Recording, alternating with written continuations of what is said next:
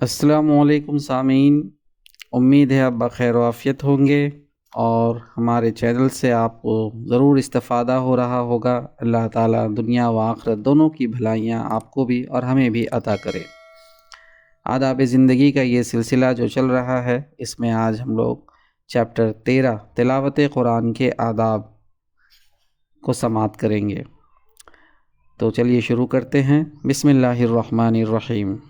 Number 1، قرآن مجید کی تلاوت ذوق و شوق کے ساتھ دل لگا کر کیجیے اور یہ یقین رکھیے کہ قرآن مجید سے شغف خدا سے شغف ہے۔ نبی صلی اللہ علیہ وسلم نے فرمایا، میری امت کے لیے سب سے بہتر عبادت قرآن کی تلاوت ہے۔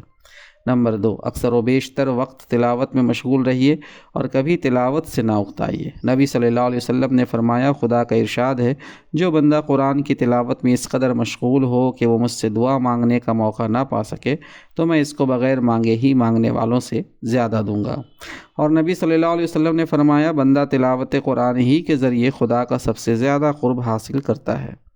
اور آپ صلی اللہ علیہ وسلم نے تلاوت قرآن کی ترغیب دیتے ہوئے یہ بھی فرمایا، جس شخص نے قرآن پڑھا اور وہ روزانہ اس کی تلاوت کرتا رہتا ہے، اس کی مثال ایسی ہے جیسے مشک سے بھری ہوئی زنبیل کہ اس کی خوشبو چار سو مہک رہی ہے، اور جس شخص نے قرآن پڑھا لیکن وہ اس کی تلاوت نہیں کرتا تو اس کی مثال ایسی ہے جیسے مشک سے بھری ہوئی بوتل کہ اس کو ڈاٹ لگا کر بند کر دیا گیا ہے۔ نمبر 3، قرآن پاک کی تلاوت محض طلب ہدایت کے لیے کیجیے۔ لوگوں کو اپنا گرویدہ بنانے، اپنی خوش الحانی کا سکہ جمانے اور اپنی دینداری کی دھاک بٹھانے سے سختی کے ساتھ پرہیز کیجیے۔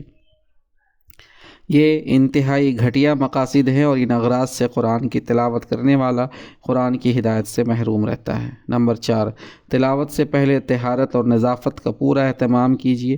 بغیر وضو قرآن مجید چھونے سے پرہیز کیجیے اور پاک صاف جگہ پر بیٹھ کر تلاوت کیجیے۔ نمبر 5، تلاوت کے وقت قبلہ رخ دو زانو ہو کر بیٹھیے اور گردن جھکا کر انتہائی توجہ، یکسوئی، دل کی آمادگی اور سلیقے کے ساتھ تلاوت کیجیے۔ خدا کا ارشاد ہے، کتاب جو ہم نے آپ کی طرف بھیجی برکت والی ہے تاکہ وہ اس میں غور و فکر کرے اور عقل والے اس سے نصیحت حاصل کرے۔ نمبر 6، تجوید اور ترتیل کا بھی جہاں تک ہو سکے لحاظ رکھیے۔ حروف ٹھیک ٹھیک ادا کیجیے اور ٹھہر ٹھہر کر پڑھیے۔ نبی صلی اللہ علیہ وسلم کے ارشاد ہے، اپنی آواز اور اپنے لہجے سے قرآن کو آراستہ کرو۔ نبی صلی اللہ علیہ وسلم ایک ایک حرف واضح کر کے اور ایک ایک آیت کو الگ الگ کر کے پڑھا کرتے تھے۔ اور نبی صلی اللہ علیہ وسلم کے ارشاد ہے، قرآن پڑھنے والے سے قیامت کے روز کہا جائے گا، جس ٹھہراؤ اور خوش الحانی کے ساتھ تم دنیا میں بنا سنوار کر قرآن پڑھا کرتے تھے، اسی طرح قرآن پڑھو اور ہر آیت کے سلے میں ایک درجہ بلند ہوتے جاؤ۔ تمہارا ٹھکانہ تمہاری تلاوت کی آخری آیت کے قریب ہے۔ نمبر 7، نہ زیادہ زور سے پڑھیے اور نہ بالکل ہی آہستہ بلکہ درمیانی آواز میں پڑھیے۔ خدا کی ہدایت ہے، اور اپنی نماز میں نہ تو زیادہ زور سے پڑھیے اور نہ بالکل ہی دھیرے دھیرے بلکہ دونوں کے درمیان کا طریقہ اختیار کیجیے۔ سورہ بنی اسرائیل آیت نمبر 110۔ نمبر 8، یوں تو جب بھی موقع ملے تلاوت کیجیے، لیکن سحر کے وقت تہجد کی نماز میں بھی قرآن پڑھنے کی کوشش کیجیے۔ یہ تلاوت قرآن کی فضیلت کا سب سے اونچا درجہ ہے اور مومن کی یہ تمنا ہونی چاہیے کہ وہ تلاوت کا اونچے سے اونچا مرتبہ حاصل کرے۔ نمبر 9، 3 دن سے کم میں قرآن شریف ختم کرنے کی کوشش نہ کیجیے۔ نبی صلی اللہ علیہ وسلم نے فرمایا، جس نے 3 دن سے کم میں قرآن پڑھا اس نے قطعاً قرآن کو نہیں سمجھا۔ نمبر 10، قرآن کی عظمت و وقت کا احساس رکھیے اور جس طرح ظاہری طہارت اور پاکی کا لحاظ کیا ہے اسی طرح دل کو بھی گندے خیالات، برے جذبات اور ناپاک مقاصد سے پاک کیجیے۔ جو دل گندے اور نجس خیالات اور جذبات سے آلودہ ہے اس میں نہ قرآن پاک کی عظمت و وقت بیٹھ سکتی ہے اور نہ وہ قرآن کے معارف و حقائق ہی کو سمجھ سکتا ہے۔ حضرت اکرمہ رضی اللہ عنہ جب قرآن شریف کھولتے تو اکثر بے ہوش ہو جاتے اور فرماتے، یہ میرے جلال و عظمت والے پروردگار کا کلام ہے۔ نمبر 11، یہ سمجھ کر تلاوت کیجیے کہ روئے زمین پر انسان کو اگر ہدایت مل سکتی ہے تو صرف اسی کتاب سے، اور اسی تصور کے ساتھ اس میں تفکر و تدبر کیجیے اور اس کے حقائق اور حکمتوں کے سمجھنے کی کوشش کیجیے۔ فر تلاوت نہ کیجیے بلکہ سمجھ سمجھ کر پڑھنے کی عادت ڈالیے اور اس میں غور و فکر کرنے کی کوشش کیجیے۔ حضرت عبداللہ بن عباس رضی اللہ عنہ فرمایا کرتے تھے کہ القاریہ اور القدر جیسی چھوٹی چھوٹی صورتوں کو سوچ سمجھ کر پڑھنا اس سے زیادہ بہتر سمجھتا ہوں کہ البقرہ بقرہ اور آل عمران جیسی بڑی بڑی صورتیں پڑھ جاؤں اور کچھ نہ سمجھوں۔ نبی صلی اللہ علیہ وسلم ایک مرتبہ ساری رات ایک ہی آیت کو دہراتے رہتے، ان تعذبہم فإنہم عبادک وإن تغفر لہم فإنک انت العزیز الحکیم۔ اے خدا، اگر تو ان کو عذاب دے تو یہ تیرے بندے ہیں، اور اگر تو ان کو بخش دے تو انتہائی زبردست حکمت والا ہے۔ المائدہ آیت نمبر 118۔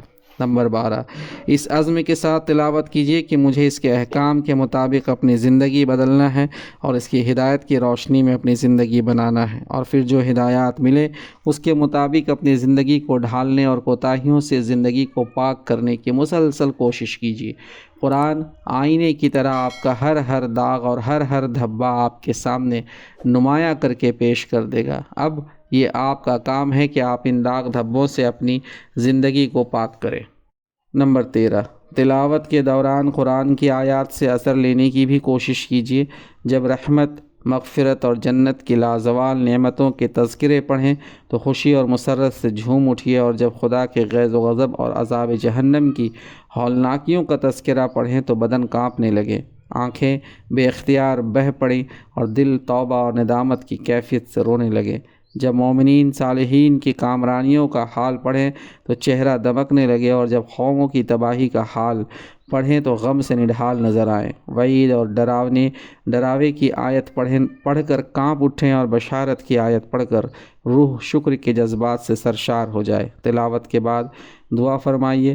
حضرت عمر رضی اللہ عنہ کی ایک دعا کے الفاظ یہ ہیں: اللہم ارزقنی تفکر والتدبر بما یتلوہ لسانی من کتابک والفہم لہ والمعرفۃ بمعانیہ والنظر فی عجائبہ والعمل بذالک ما بقیت انک علی کل شیء قدیر۔